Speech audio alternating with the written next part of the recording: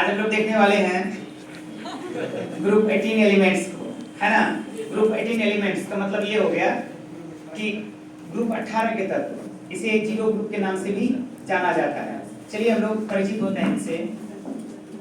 Group 18 के तत्व, ठीक ना, या इसे कहा जाता है जीरो ग्रुप एलिमेंट्स। क्या कहा जाता है बाबू? जीरो ग्रुप एलिमेंट्स, शून्य ग्रुप।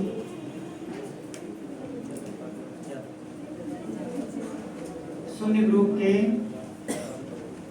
तत्व। ओके, ग्रुप 18 के जितने भी एलिमेंट हैं, ठीक है ना, सभी के सभी नॉन मेटल हैं।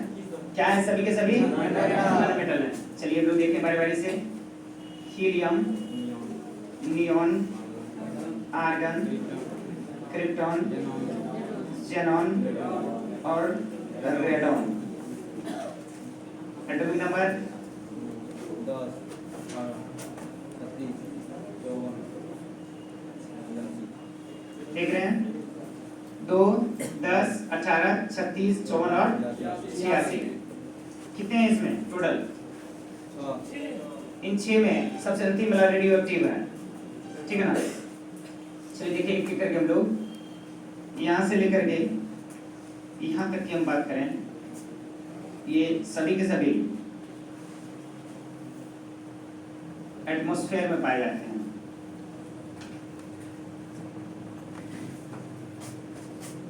फ्री स्टेट में वायुमंडल में पाए जाते हैं, रेडॉन को छोड़ करके। इन सब का खोज जो किया था, ठीक ना, रैमसे नाम के साइंटिस्ट ने किया था। किसने? Discovered by Ramsay. रैमसे ने इनका खोज किया। डिस्कवर्ड बाय ऑल दीज, ये जहां तक मैंने इसको घेर के रखा है, सभी के सभी, है ना, डिस्कवर्ड बाय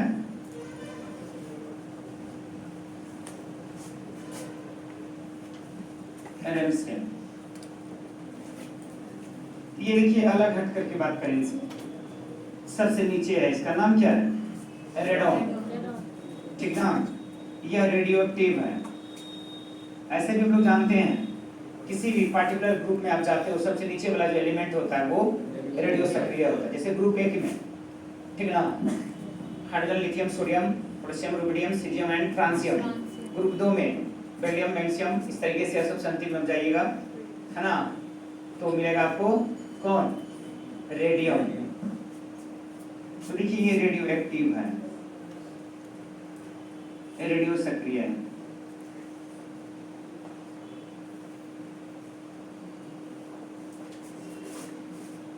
डिस्कवर्ड बाय, इसका खोज किया था डॉर्न नाम के साइंटिस्ट ने।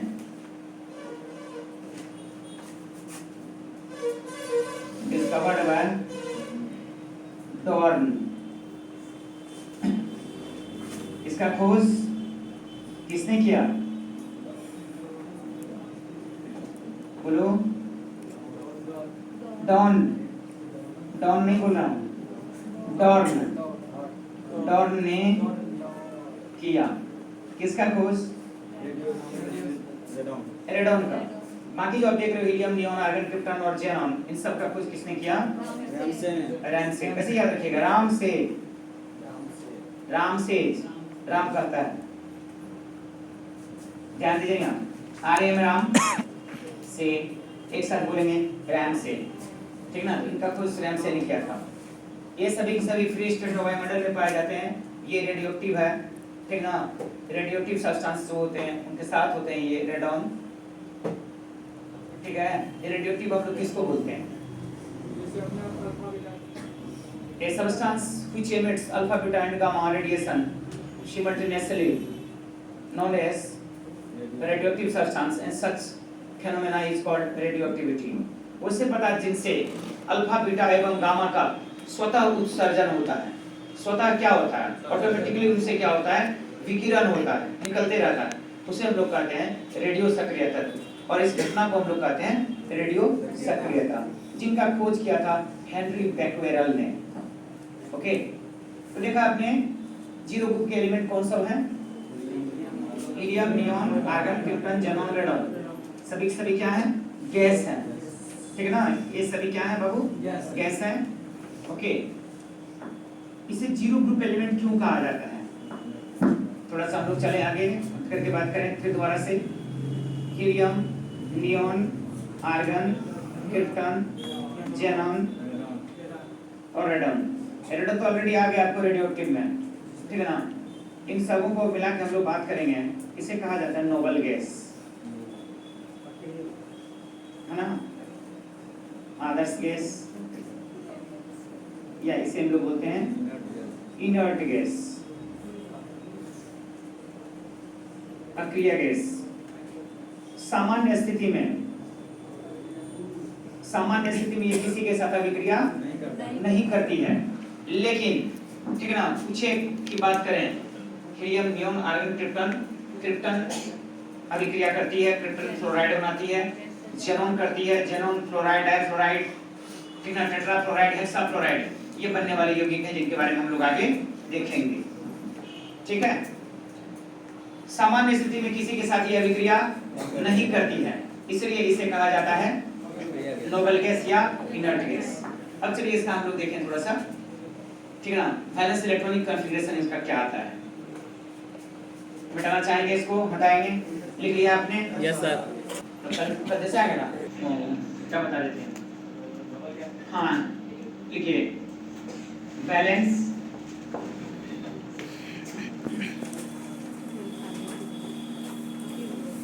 इलेक्ट्रॉनिक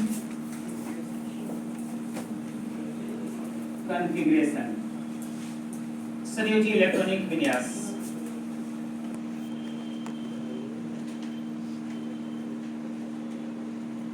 संयोजी इलेक्ट्रॉनिक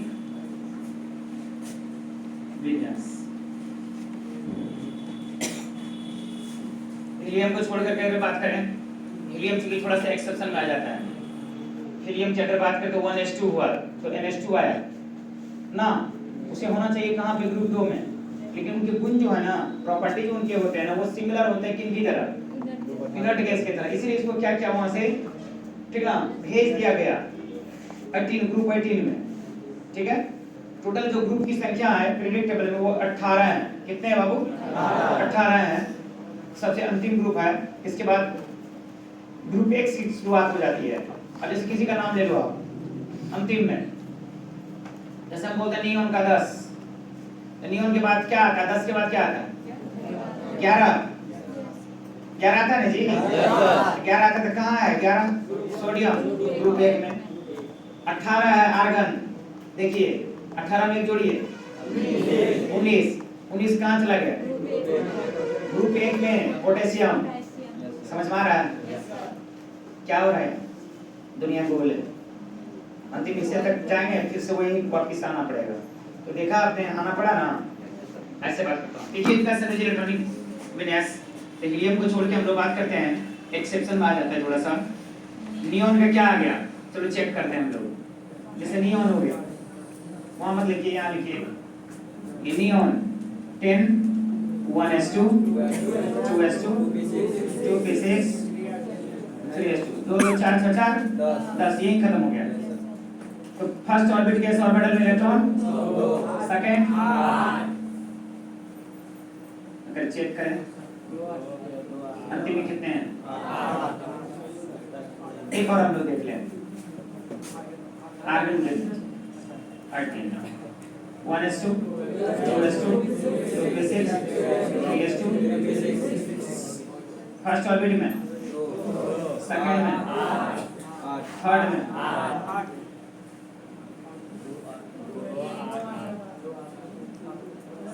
इधर हमको नहीं देखना कोर इलेक्ट्रॉन क्या है, हमें देखना क्या है? वैलेंस इलेक्ट्रॉन क्या है। जरा हमें बताइए दोनों में क्या सिमिलरिटी है?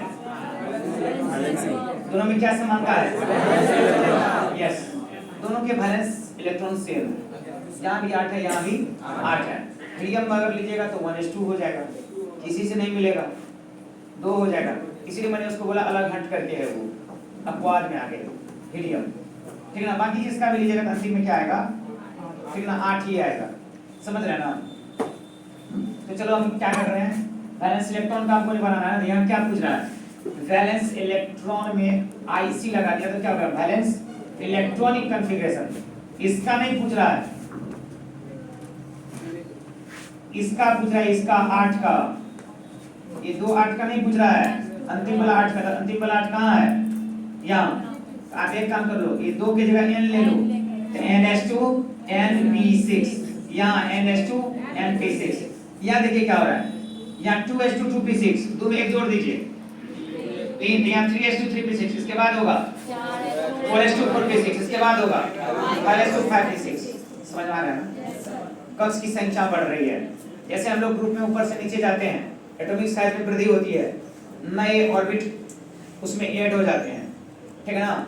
जैसे हम लोग नीचे से ऊपर जाते हैं, आकार में क्या आती है, कमी आती है, तो सबसे छोटा कौन होगा, हीलियम, है ना।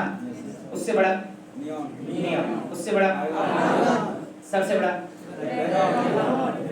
सबसे बड़ा। चलो जल्दी हम यहाँ लिख लें, वैलेंस इलेक्ट्रॉनिक कॉन्फ़िगरेशन इसका क्या आएगा, NH2 NP6। ध्यान दीजिएगा, NH2 हम कहाँ से लाए हैं, 8 जो आया 8, अंतिम वाला 8 इसका, यहाँ 2 है, यहाँ 3 है, 2 हो या 3 इनकी जगह हमने n लिया, जहाँ n बराबर क्या है, नंबर ऑफ ऑर्बिट है, कक्ष की संख्या है। तो देखिए 2H2 2P6 है, हमने 2 की जगह ले लिया n, यहाँ 3H2 3P6 हमने n ले लिया, NH2 NP6 कॉमन दोनों के लिए, दोनों क्या पूरे के लिए ओवरऑल, हर ये हीलियम को छोड़ करके। नोट कीजिए,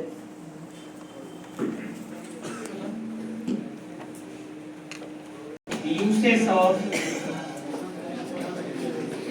inert gas, अक्रिय गैस के, अक्रिय गैस के क्या उपयोग, अक्रिय गैस के उपयोग। आइए सबसे पहले बात करते हैं 1 नंबर में हीलियम। ज्यादा कुछ नहीं लिखना, फालतू बात नहीं लिखना है, होने के लिए बहुत चीज होता है, लेकिन वो आपके काम का नहीं है। हीलियम, हीलियम का सबसे बेहतर उपयोग जो है ना, 2 है। बैलून को फुलाने में देखे होंगे, ठीक ना, फिलिंग इन बैलून। बैलून में क्या कहता है, हीलियम गैस, ये जो हीलियम गैस जो हवा से हल्की होती है, जैसे इसमें भर दीजिएगा ना, तो ये क्या होगा, उड़ जाएगा ऊपर। तो चलिए, तो बच्चों के लिए साधारण गुब्बारा, मौसम के जानकारी करने के लिए भी, लोकल मौसम का जानकारी करने के लिए, आसपास के बारे में रीड करने के लिए भी क्या किया जाता है, कई बार, ठीक है ना, बड़ा बड़ा गुब्बारा को छोड़ा जाता है, समझ गए। कभी कभी देखिएगा बड़ा बड़ा गुब्बारा आसमान में उड़ रहा है, या फिर उसमें क्या करता है, धागा बांध करके उसको बहुत ऊंचाई पे ले जाता है और उस धागा को नीचे में बांधे रहता है। उसमें देखिएगा कोई कंपनी वगैरह अपना क्या करती है, अच्छा खासा नाम दे रखती है, तो बहुत बड़ा होता है, विशाल। जैसे कि ये घर बड़ा, इतना बड़ा, अगर मान लीजिए आधा किलोमीटर, हाफ किलोमीटर, 1 किलोमीटर की ऊंचाई पर रहेगा तो आपको दिखेगा, दूर से दिखेगा। तो क्या है पर्पस, एडवर्टाइजमेंट। क्या है वहां उसका सोच, एडवर्टाइजमेंट, समझ रहे हैं ना, प्रचार प्रसार। तो हवा से हल्की गैस होती है, इसलिए इसको क्या किया जाता है, ठीक ना, बैलून वगैरह में भरा जाता है। दूसरा इसका काम क्या है, टू क्रिएट इनर्ट मीडियम। तो ये जो पॉइंट आपको बोल रहा हूं, टू क्रिएट इनर्ट मीडियम, ये सब में कॉमन है, यानी अक्रिय माध्यम प्राप्त करने में।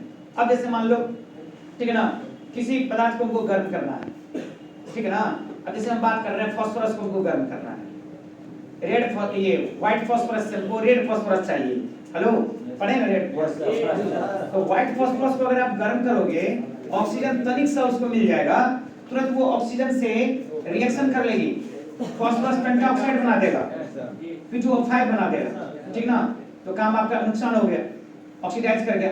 आपको क्या करना है, उसको किसी से रिएक्शन नहीं करवाना है। तो हम लोग वहां पे क्या करते हैं, ठीक ना, फास्फोरस लेंगे, व्हाइट फास्फोरस, उसको रखेंगे इनर्ट मीडियम में।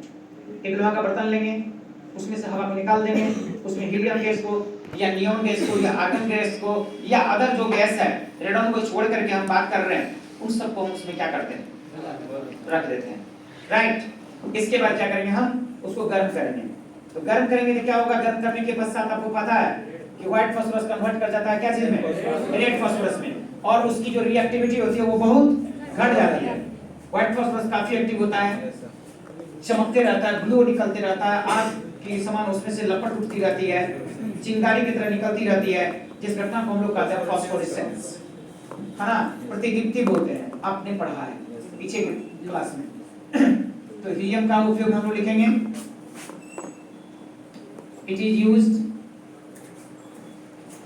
Used to create inert medium, अक्रिय माध्यम प्राप्त करने में, अक्रिय माध्यम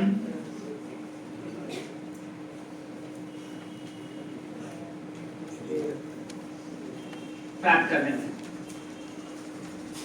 दूसरा है इन फिलिंग ऑफ बैलून्स, गुब्बारा भरने में, गुब्बारा को भरने में। ओके, 2 नंबर का ये क्या है, नियॉन।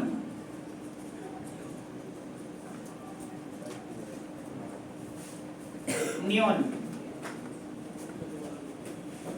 2 नंबर जो लिखे हैं ये सब में कॉमन आ जाएगा, तो 2 नंबर तो हम लिख ही देंगे।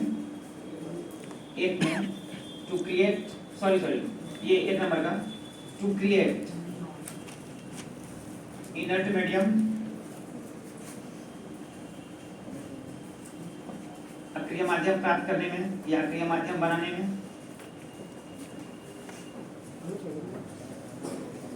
अक्रिय माध्यम के निर्माण में। 2,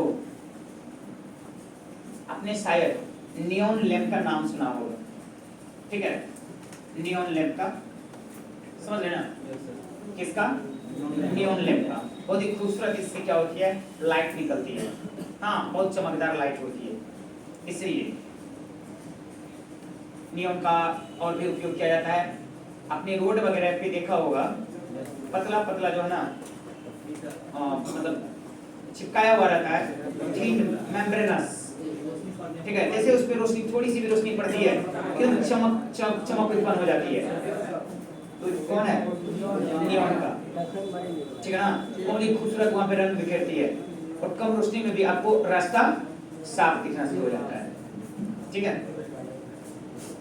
तो लिखेंगे इसमें, in the formation of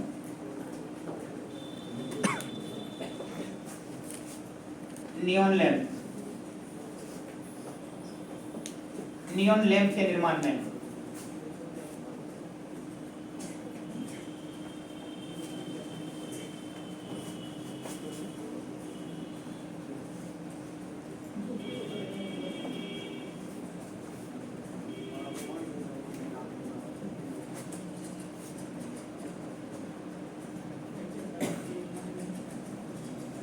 to create extra glue, अधिक चमक उत्पन्न करने में, अधिक चमक उत्पन्न करने में।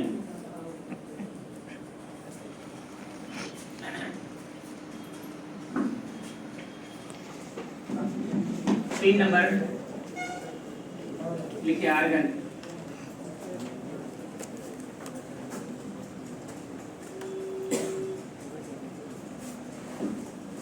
एक नंबर लिखिए, टू क्रिएट, ये कॉमन है सबके लिए, टू क्रिएट क्या, इनर्ट मीडियम, अक्रिय माध्यम प्राप्त करने में या निर्माण में।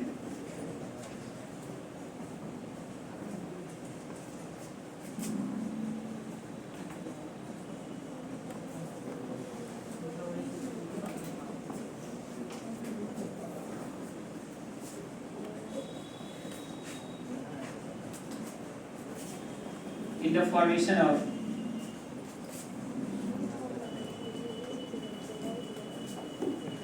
आर्गन लेंथ, आर्गन लेंथ के निर्माण में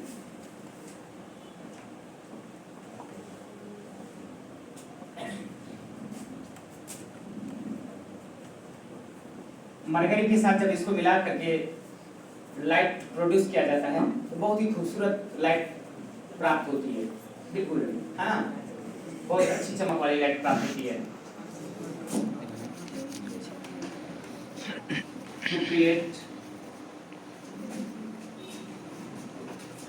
to create blue light with mercury,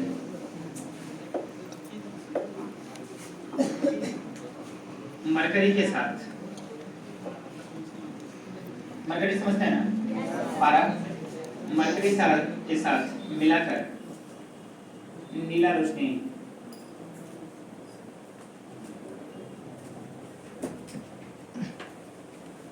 प्राप्त करने में। चलिए हमारे पास बचा है कौन, 4 क्रिप्टन और ज़ेनॉन।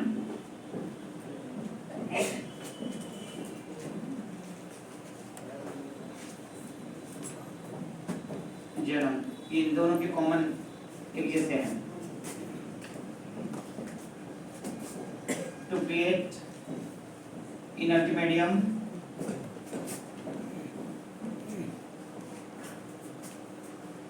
अक्रिय माध्यम प्राप्त करने में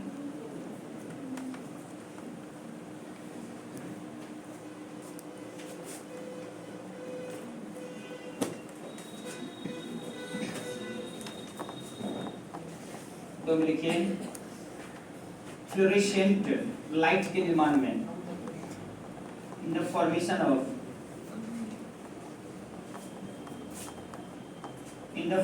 ऑफ फ्लोरेसेंट लाइट, चमकीली रोशनी प्राप्त करने में।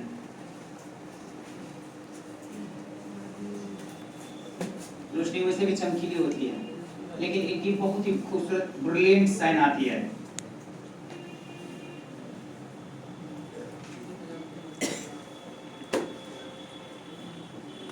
कई बार आपने देखा होगा कई जगह बोर्ड वगैरह लगा होता है, बोर्ड ठीक है ना, उस पर लिखा रहता है किसी का नाम या किसी कंपनी का नाम, थोड़ी सी भी लाइट उस पर पड़ेगी काफी चमक उसमें उत्पन्न हो जाएगा, है ना। तो इसका काम क्या है, एडवर्टाइज पर्पस, ठीक है ना, it creates brilliant sign so used in advertise purpose, प्रचार प्रसार में, है ना, एडवर्टाइजमेंट बोलते हैं ना, तो प्रचार प्रसार में इनका उपयोग, है ना, किया जाता है।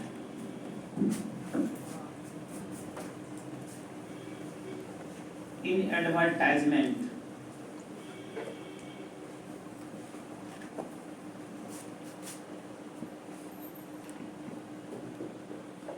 प्रचार प्रसार में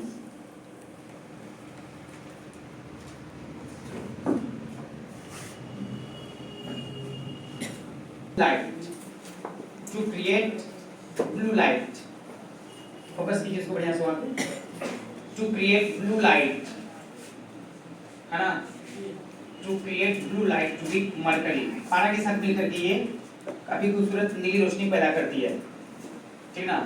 अब जितना भी लाइट गेम देखते हो, लाइट के थ्रू एक से एक आपको जो ना खूबसूरत खूबसूरत सीन क्रिएट होते हैं, उनमें इन सब गैस का बहुत बड़ा क्या है, हाँ, कंट्रीब्यूशन होता है, इन सब की मदद से की जाती है। ओके, अब अंतिम में हम लोग चलें, कौन सा हो गया,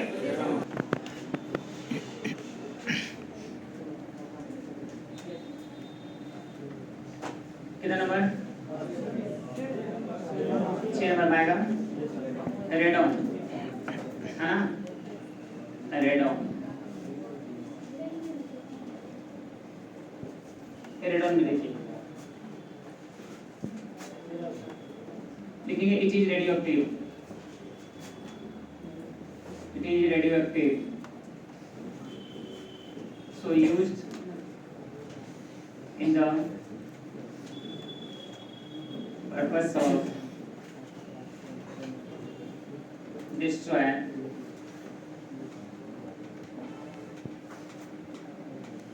cancerous cell for treatment of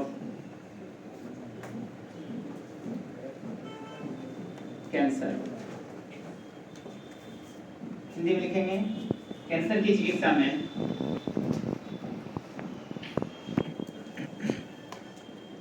cancer की चिकित्सा में कैंसर वाली कोशिका को कैंसर वाली कोशिका को नष्ट करने में।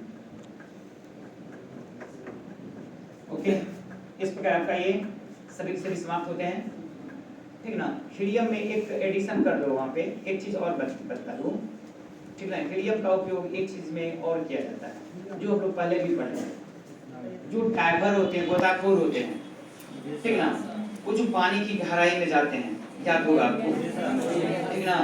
तो नाइट्रोजन गैस और ऑक्सीजन गैस को लेकर के वो अपने पीठ पे बांध करके हाँ सिलेंडर में लेकर के जाते हैं, और जब उसे जैसे वो पानी के नीचे जाते हैं ऑलरेडी क्या करते हैं, वो सब कुछ सेटअप पर आता है, बटन को पुश करते हैं, ऑक्सीजन की सप्लाई शुरू हो जाती है, ठीक है। तो जब गहराई तक जाते हैं और थोड़ा भी ज्यादा वक्त ले लेते हैं पानी के अंदर रहने में, फिर वहां से जब वो आते हैं बाहर तो प्रेशर में काफी डिफरेंस आ जाता है। जब पानी के नीचे जाते हैं वो, एक तो समुद्री पानी या नदी का ही पानी क्यों नहीं हो, उस पानी का प्रेशर जो होता है वो एटमॉस्फेरिक प्रेशर से बहुत ज्यादा होता है, वायुमंडलीय दाब जो होता है उससे बहुत ज्यादा होता है।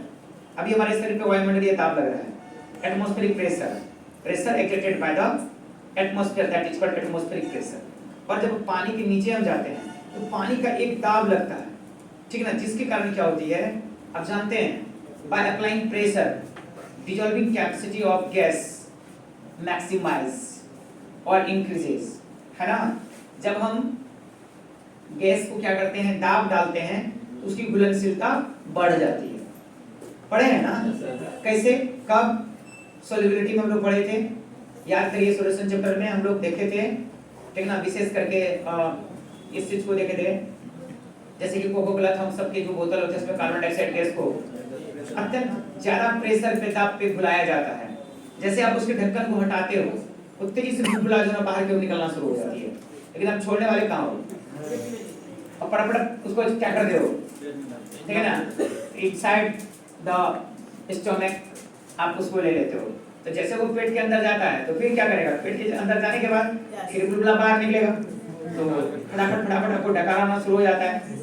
जिन लोगों को गैस की प्रॉब्लम रहती है, पहले से पेट उठ जैसे पूरा गैस से चाट रहता है तो डकारा आता है, तो हवा वो जो है ना एयर वो बाहर आ जाती है।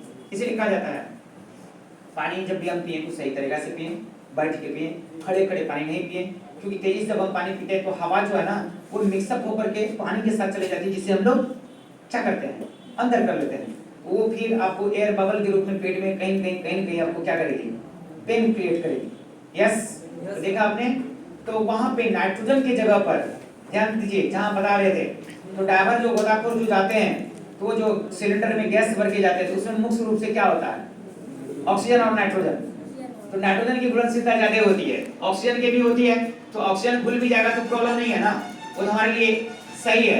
लेकिन नाइट्रोजन जो है वो इतना तेजी से घुल जाती है, जब वो बाहर आता है दाब में अंतर आती है, अंदर में दाब ज्यादा था, बाहर आया तो दाब कम हो गया था, तेजी से बाहर निकलना चाहेगा तो शरीर से कैसे निकलेगा, अब ब्लड में वो चला गया है तो ब्लड से वो तेजी से बाहर निकलना चाहता है, जिसके कारण वो बुलबुला का रूप लेने लगती है और बहुत ज्यादा दर्द होता है उसके शरीर में। किसके शरीर में, गोताखोर के शरीर में, और मृत्यु तक हो सकती है, ठीक है ना। अगर ज्यादा देर रह गया ना पानी के अंदर वो तो मृत्यु तक हो सकती है। कई बार आप सोचते होंगे काश मैं भी एक सिलेंडर ले लूं मछली की तरह, या फिर अन्य जो एक्वाटिक एनिमल होते हैं उनकी तरह घंटों मस्ती करेंगे पानी के नीचे में, पता नहीं आपको जब आप बाहर निकलोगे तो आपकी हालत कितनी खराब होने वाली है।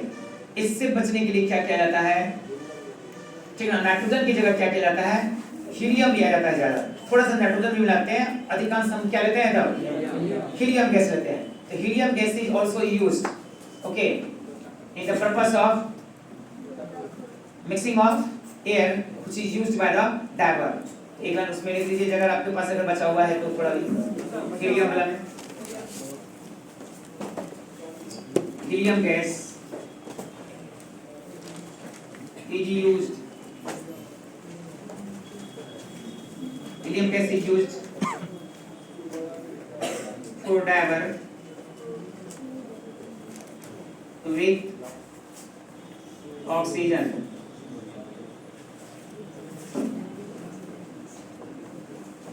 which does not dissolve maximum in body fluid और ब्लड। हिंदी में लिखेंगे जो हिंदी में लिखते हैं हीलियम गैस को ऑक्सीजन के साथ मिलाकर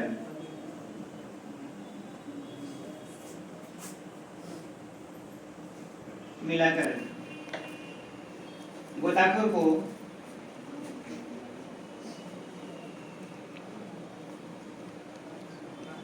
दिया जाता है। यह मिश्रण रक्त में कम घुलती है, क्या होती है? इसकी उड़नशीलता कम होती है। ओके।